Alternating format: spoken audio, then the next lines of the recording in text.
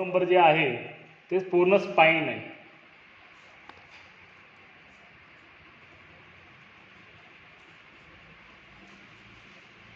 किंवा याच्यानुसार पण चेक केलं जातं असं.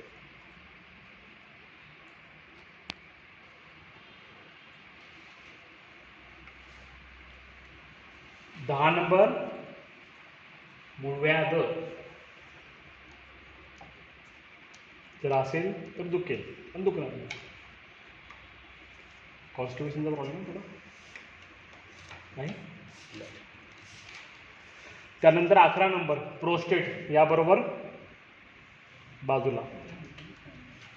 तर प्रोस्टेट काय होतं तर युरिन काय होतं, लीक होतं. हा जेंट्समध्ये प्रॉब्लेम असतो.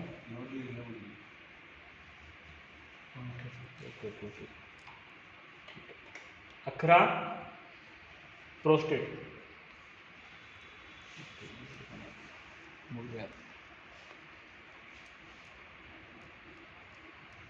त्यानंतर पेनिस 12. त्यानंतर मग काय योनिमार, सर्विक्स दुखतं ते दुखणार नाही तुमचं.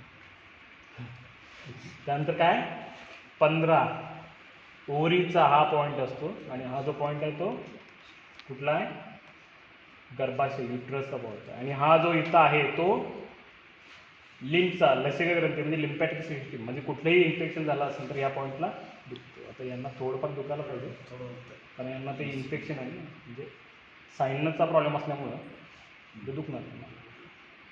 म्हणजे 2 ठिकाणी काय काय दुखलं आपल्याला